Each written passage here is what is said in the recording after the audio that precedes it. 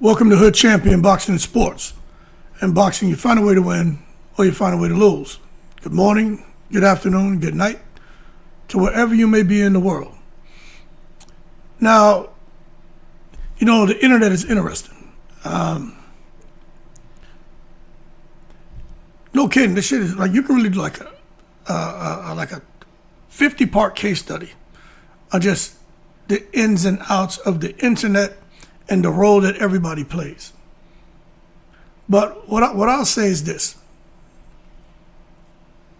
I can only imagine just how difficult it can be for someone who's famous, who want to be heard, but not seen, not acknowledged. Because they're still human, you know what I'm saying? And I think this creates a dangerous contradiction. Now this, for me on the outside looking in, and just thinking all the way back to, I'm just gonna go with like Michael Jackson, even think about Michael Jordan, think about Sugar Ray Leonard. Just think about entertainers, famous people from all walks of life, no matter what they were doing. It just seems that there comes times where, when it comes to the media and narratives get created, and at times you could tell people want to kind of, regain control. And that's something that's craved. Control of a narrative. They crave that validation. And at the end of the day, they still want to be respected. But it's a kind of slippery slope, right?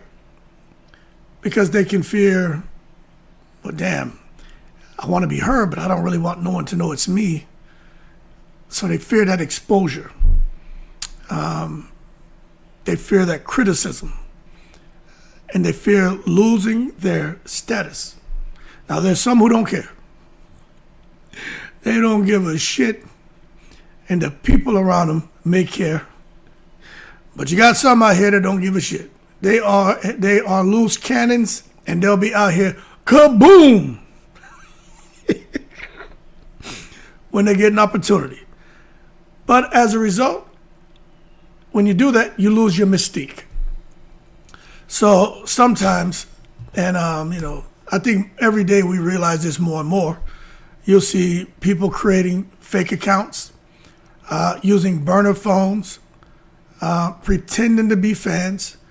And they will come and they'll pose as regular people and try to secretly confront their critics and try to secretly defend themselves. That does happen. But it's more than just laughing games. There's a psychology behind all this. There's a psychology behind us. There's a psychology behind identity masking and trying to understand why they do it. I think there's a loss of normal human interaction when you become famous. Being famous alleviates honest feedback, neutral conversations, organic disagreements. Forget about people being famous. Has anyone been talking to somebody about something and you don't know who they are? And you're either agreeing, disagreeing, or you're talking about whatever it may be. And then a couple of days later, a week later, a month later, a year later, you're in a environment or a scenario or a conversation, and where this person you were talking to a year ago, a month ago, a week ago, a day ago, you learned that that person was somebody who maybe would be considered important or could affect certain things in your life. But the bottom line is, when you learn about a person's status, sometimes that conversation changes. You may run from any conversation with them because you're like, shit, I don't want this person. I don't want nothing to do with this person. It could be for good reasons or bad reasons. But everyone reacts to the status. They react to the image. They react to the money. The Wu-Tang cream, cha-ching, ching, dollar bill, y'all. They begin craving, these famous people, they begin craving a normal reaction. a real argument, a real conversation. I'm trying to remember who it was that was walking down the street, normal, and was so glad to just be able to walk down the street and nobody talked to him. Anthony Joshua talked about that. When he comes to the States, when he was in Dallas, when he was there in Miami. People know him now because of that Netflix special, but over here in the States, it's not the same as him walking around out there in the UK. But he was just glad to just be able to just walk and be able to breathe. And that just tells you that when it comes to famous athletes or famous people, they just want a normal reaction. They don't want everybody trying to shake their hand all the time or say nice things, say mean things, take a picture, point at them. They're trying to eat. They don't want that. They want something genuine. But I also think as we continue with the conversation, there's an ego versus vulnerability conflict. Famous people often feel very powerful publicly, which is true. Your voice is going to be louder than most people's voices if you're famous and you're out in the public. But privately, that means nothing. You're powerless privately.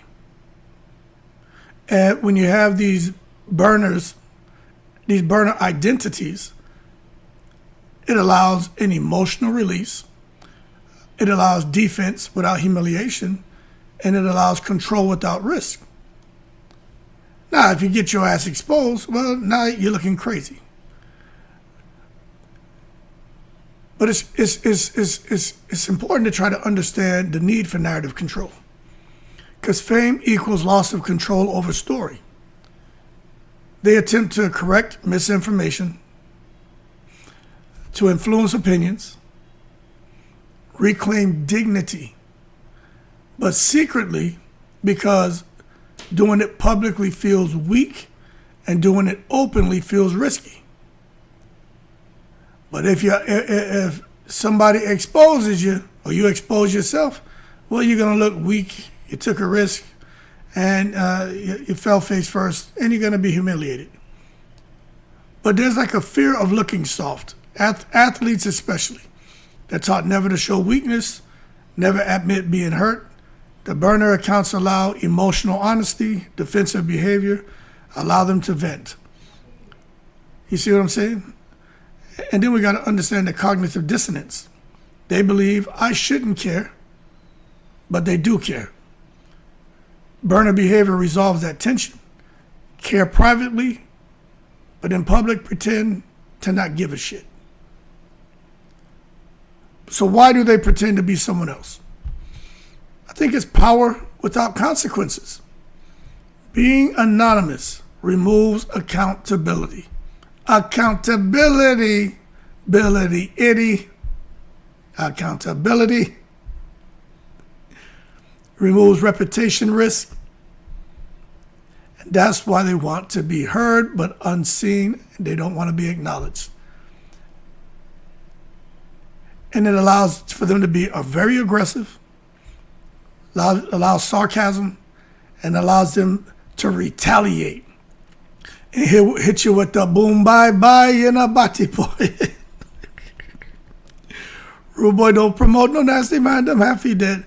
But that's a whole, that had nothing to do with this shit. All right?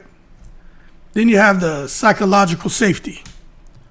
They can argue without being judged as rich or privileged or being a bully. And they can just be seen as one of the teammates. So they temporarily escape that celebrity role. And I do think there's a curiosity addiction. They want to know what people really think about them. What's being said about them, openly or behind their back. But you know what's the fact? They can't handle the truth openly. They can't handle it. That's why they lose their damn minds. You got to be tough to deal with the open truth that's being spoken by the public out here, especially on social media. It will make you go crazy and start biting people. I'm telling you, if you ain't built for it tough, your ass will be jumping butt naked in the river, a man eating crocodile swimming halfway across, slapping the water annoying the crocodile than trying to get your ass over to the goddamn bank. They can't handle the truth. They want to know what people really think. They want to know what's being said behind their backs. I know that firsthand. But it always backfires. It's going to always backfire, man. That's why you just don't do it. You know, there have been instances where I've had an opportunity to come and fire back and do certain things. I don't do it. I won't do it because it's always a lose-lose. Because let me tell you something. I have a lot of information that's come my way from doing this little YouTube channel stuff. A lot of information about different things. But I would never share a lot of the stuff that I have because it doesn't add to the narrative that I'm trying to create. And it's something that will lead to a lot of exposure and humiliation for a lot of people. I got a lot of stuff that gets sent my way. And people trust me with it because if I say, hey, I'll look at it and I won't put it out there like that. I'll think of a clean way to deliver it without anybody being humiliated. And, you know, I've been consistent and that's why people still send me stuff. They know I don't give a shit. You know what I'm saying? If I get to 500,000 subscribers, cool. If not, cool. They know I really don't care. But if we get there, I want to get there being clean. And I want great people on my channel. So when we do our lives and we can talk about anything. But, you know, we can, you know, agree to disagree and be respectful. I don't want everybody here everyone out here trying to start round two of the killing spree and shit. It just doesn't make sense. But the bottom line is, it always backfires because exposure equals humiliation. When you get exposed, it confirms insecurity. You know, when you're trying to not be seen and be sneaky and tiptoe around and hocus pocus yourself and become invisible and talk shit, and when people realize it's you, they just feel like, yo, it confirms insecurity, it validates critics, it damages mystique. Fans feel betrayed. Fans say, why are you sneaking? Why are you lying? Why you always lying? Why you always lying? Why you manipulating out here? Like, hey, yo, hold your horses and stop taking to the stupid. What the hell are you doing? Creates a power imbalance. And the power imbalance gets revealed. You see, this is the reality. The famous person, 9 times out of 10, has more money, or for sure, at least they have money. They have probably more fame and have more reach. So there's a power imbalance. But with the burner behavior, it looks cowardly, petty, it looks small. It looks like you're taking it to the stupid and didn't hold your horses. So fans get agitated, but are fans wrong to respond with anger and humiliation? You see, that's the question. Are fans wrong? Now, you got to put yourself in the fan shoes.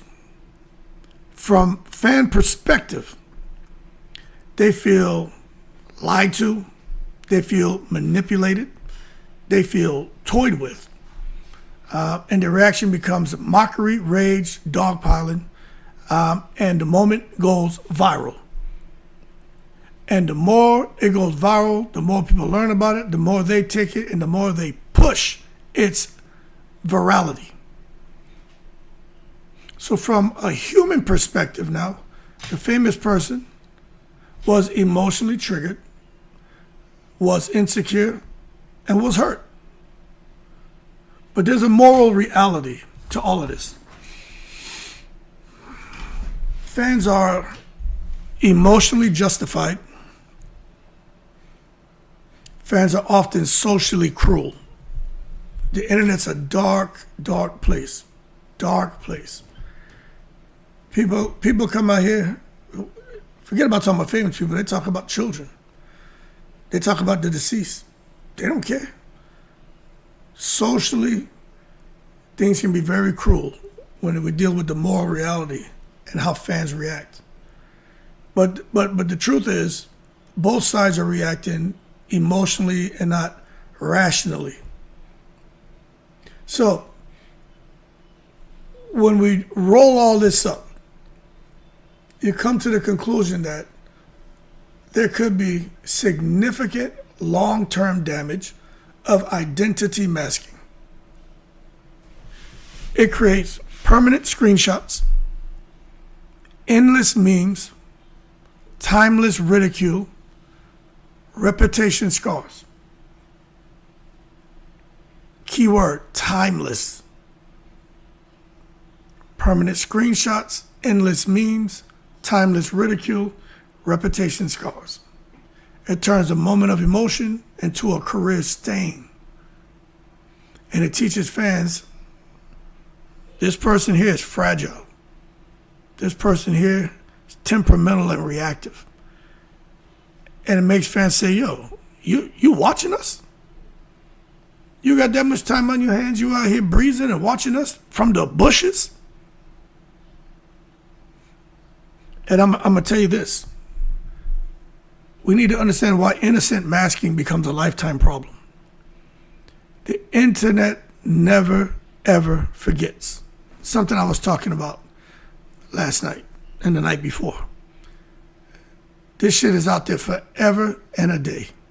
Layla Ali put some stuff out, 2 videos out, because she wanted to make sure that in those videos, they spoke for herself and let the world know this is what I was dealing with. And the internet will never, ever forget. Every future argument becomes, remember, yo, didn't so-and-so have a fake account? So as far as your authority weakens, your dignity erodes, you lose silence power, you lose distance power, you lose mystery power. Because now everybody look at you as a goddamn cartoon character. Foghorn Leghorn, Wile E. Coyote. You looking crazy in the streets. So is there a right way? Is there a wrong way for how famous people should handle problems? I don't know if there's a right way or wrong way, but there's a way. I think there are a couple options. Maybe option 1, strategic silence. Just let the trends die. Let the conversations die. Just stay off the effing internet.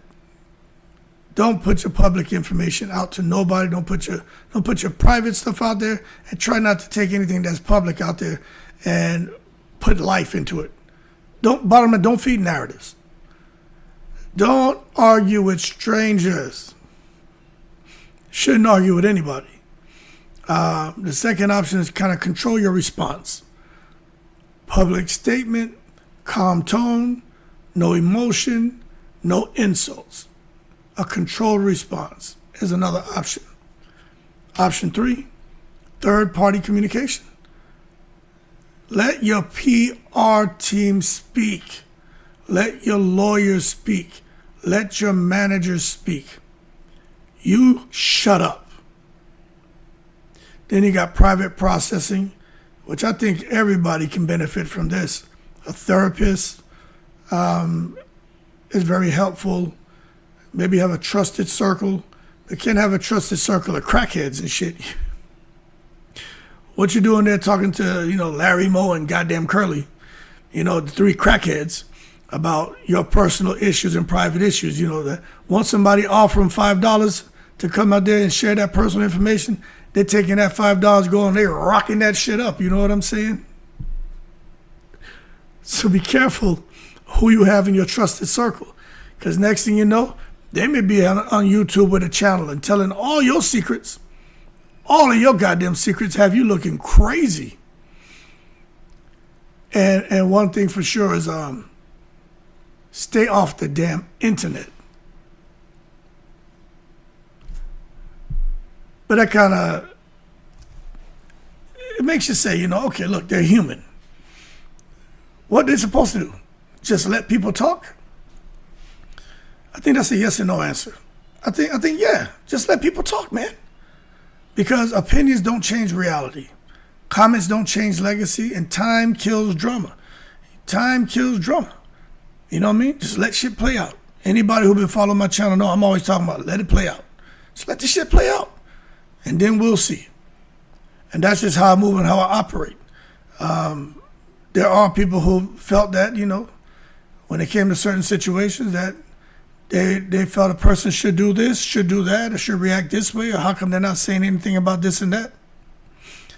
Because those of us who have a little bit of wisdom, we know that there are times where, you shut up and you listen, you make mental notes, you document your little shit, you don't say nothing. Nothing. Just let it play out. And when it's time to come out here and address things, you would have laid out the proper game plan, catch everybody off guard. You got to just let things play out and understand time kills drama. So yeah, let people talk. But then no, you probably shouldn't just let them talk only when lies can affect contracts, safety is involved, and legal boundaries are crossed. So there are times where you just let them talk, and other times where it's like, all right, I got to chirp up and say something now. So bottom line, pick your battles wisely. Famous people must ask, will this matter in 3 days? Will this matter in 3 years? Does this affect my money, my safety, my family? If not, then don't engage. Leave this shit alone. So the final philosophy from Hood Champion: trying to hide while confronting critics creates weakness where strength should exist, drama where silence would win, shame where confidence should live. The real power of fame is distance, not dominance. You see, a lot of people just want to win.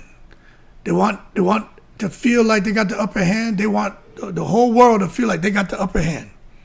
When in the whole time, they didn't win shit. Because the strongest response is no response or a clean, calm one. But I believe in going with no response. Because everybody out here, this is the day and age of the internet and the click, click, click, click, click, click. That's what they want. The goddamn clicks. So for famous people, if you're watching this video, learn to shut up. Forget about trying to give a clean, calm response and sound intelligent and use big-ass prison words. Get out of here with that bullshit. Just shut up. No response. And hey, yo, hold your horses. Stop taking it to the stupid. Y'all keep cool. You know what I'm always doing. I'm about to go run some errands. Come back and go live for this boxing. It's cold as shit out here. I ran an hour this morning out here in 40-degree weather. You believe that? But I had to get it in, man, because tomorrow's supposed to be even colder. I ain't running in that shit. I have bronchitis. I'll be over here trying to go live all fucking, handyman and shit. So I ain't doing that. But y'all keep cool, keep safe. Appreciate the support as always. Like, subscribe, become a member to the channel. Leave that donation for that fried rice and chicken wings. In the breeze.